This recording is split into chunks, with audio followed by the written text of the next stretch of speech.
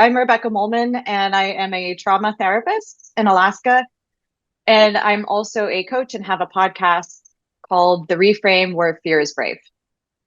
So, can you tell me about your own mental health journey? Absolutely. My own mental health journey. So I'm a late diagnosed, adult diagnosed ADHD. So it's something that I've struggled with. I didn't even know I was struggling with. I just knew that I was a little bit different. And come to find out after my therapy training that I have ADHD. So I've learned how to apply systems and put in place systems that help manage neurospicy minds, I guess is one way to put it. When you were diagnosed at a later age, did you feel relief?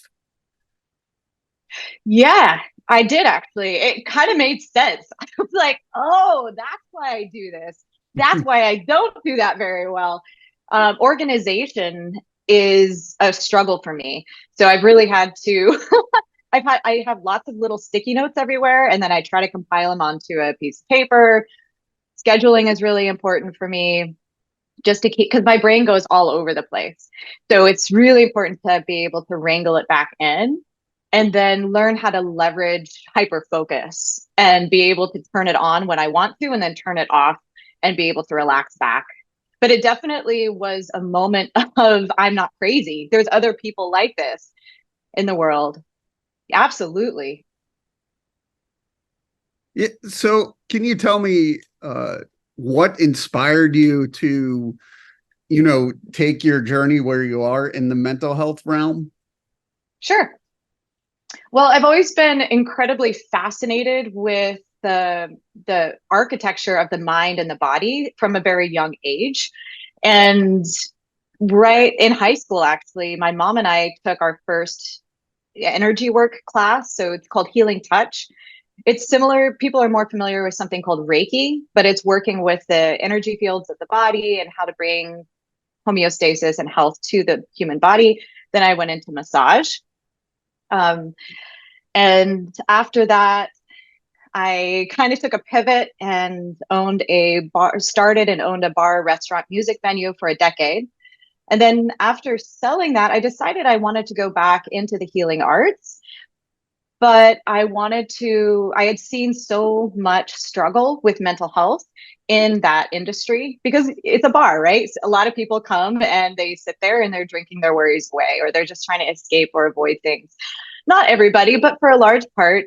I think what is it? Bartenders are kind of the neighborhood therapists. Yeah. So I, right? So I really enjoyed connecting with people on a one-on-one level and wanted to learn the skills to be able to not only navigate my own inner struggles, but help other people along their own process. So I went back and finished my master's and fell in love with first responders. So that's really where my emphasis in therapy is with military and first responders. Yeah, with that, I talk to a lot of either veterans or first responders, and they bring up the, you know, basically like two lives of, some saving people's lives and their own. What are some of the challenges they face? Well, if you think of a first responder, and I lump Leos or law enforcement officers in with combat vets or combat individuals in the military because they're doing very similar things. And what a big struggle is that you're oftentimes you have to be completely on and then be able to shut off. So you're having to mitigate your nervous system, and a lot of the first responders aren't taught how to leverage their nervous system or even understand and translate what it's doing. How do you pivot from going towards what everybody else is running away from, and then a second later be able to compassionately pick up a little kid that needs comfort. So you're having to pivot and shift your nervous system very quickly. And if you're not trained on how to do that, then you can get stuck in that sympathetic fight or flight and not able to come back down in a healthy way. So then you're going to see a lot of substance use or um, other forms of trying to down regulate their nervous system, because they just don't have the skill set to be able to do that. And then, of course, there's things like PTSD, which is another stress response. It's just an extreme stress response that gets locked up in the nervous system and needs a little help to unwind. How does working with mental health help people's own confidence?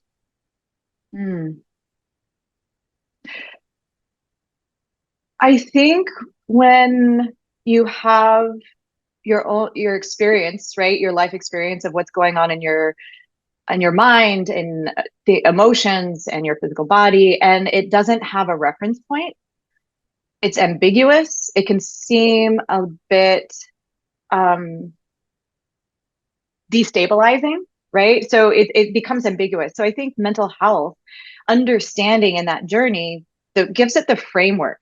Just like I was mentioning before with the ADHD, right? It gave me a framework. I was like, oh, this is why, this is what I'm doing. And then once you see it, once you have the framework, then you're able to do something about it, right? With ADHD, I'm not sure I'll ever not have ADHD. But what I can do is work with it now that I know what I'm working with. So as an individual launches into what I think is one of the most amazing journeys is of mental health, right? Is understanding yourself more. How can I understand how my mind works? How can I understand and translate the language and the anatomy of my emotions? What is that? Where I think a lot of people get stuck. How can I leverage my physiology to be able to align with where I actually want to go? So it's just an incredible self-discovery journey. It's That's how I approach it anyway. What are some of the things that motivate you?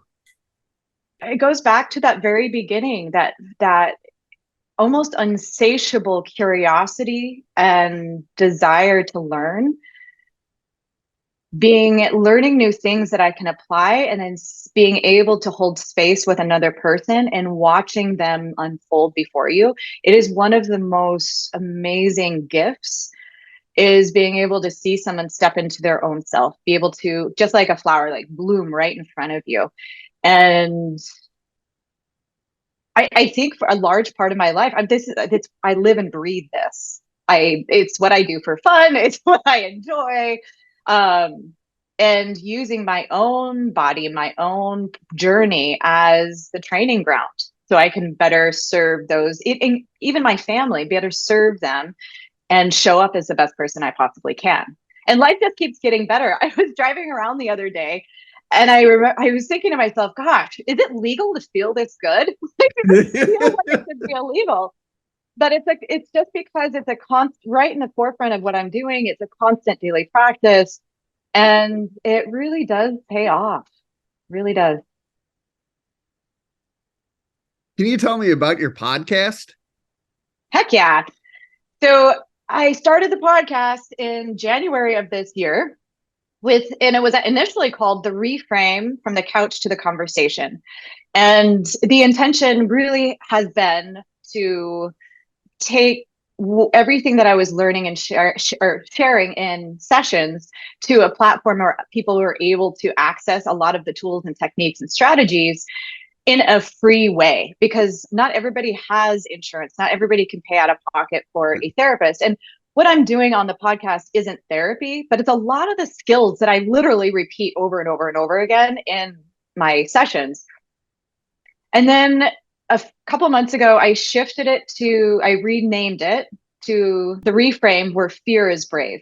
Really stepping into less of, it's still a conversation with other people, but I wanted to hone in on facing the dark and scary places, and having the courage to be able to step into the shadows of our own psyches, of our own fears, and what that looks like in other people's lives.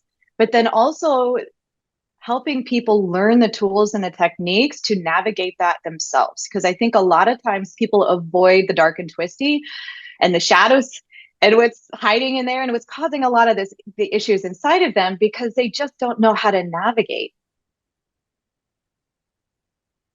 Yeah, I can relate to a lot of that because I was diagnosed with bipolar disorder 2 at 37. So I'm a much later, but when I go back and think like my life could have been different or anything like, you know, uh, just thinking back of what I could have done differently. But now in the past 4 years, I've felt really good. But back then I didn't know what was going on. So you were able to get a reference point and kind of bumper guards almost like, oh, Yeah. okay, this is why I'm doing these things, or right? Very cool. Very cool. So how have you felt about that part of the journey? For how has that changed your life, having been given that diagnosis, and then how have you moved forward? It, the big way is changing jobs because I was more in a corporate, then I switched to more of a startup style, and then created my own thing, which, you know, talking to you and talking to other people, that's part of my therapy too. I enjoy it as much as the people I talk to. But I think that's the big thing of not hiding it and just this Mm. is this is my superpower. This is who I am. And what I want to do is I want to help others. I'm been a video guy for decades. So that's the way I know how I can help people. I love that you said superpower. And I think if people were able to reframe what they feel like is a weakness, right? Whenever somebody has a diagnosis, there's this concern that they're going to take it and almost like it has a victim mentality to it. Like, oh, I have this, so I can't do other things. It's like, no, actually, this is your superpower. I mean, bipolar really is, if you learn how to leverage it, it can absolutely be a superpower. And that gives you empowerment over, right? Working with your hardwired systems rather than against it. Yeah. So with your podcast and the coaching and everything, where do you want to see it in the next, say, 3 to 5 years? I would love to be able to reach more people with a podcast with the because it's free tools and techniques. It's free. It and that's what's so gorgeous about podcasting, right? You can learn so much from other people's experiences Yeah. and tools. I've learned so much myself from other people's podcasts, being able to learn. I also would really love to reach more people in a public speaking manner, but that's definitely like that 3 to 5 year, 5 to 3 or 3 to 5 year mark. How does it feel for you when you see people get that aha moment? Amazing, absolutely amazing. It's so cool to sit across from somebody and you can see their wheels turning and like so then you just be quiet for a moment, be quiet because they're processing, right? And all of a sudden their eyes get so big and they're like, wait a minute, have I been doing this my whole life? Like, whoa, mind blown. And it's really helpful to sit with somebody else or other people and reflect back. We're so close to our own patternings and our own stuff, right? It's hard to see sometimes when we're in it, and having just the right questions asked or having it reflected back puts puts it to where we can see the parts of ourselves that might just need a little bit of tweaking or redefining or absolutely upheavaling and taking out some old programming and putting in some more adaptable programming.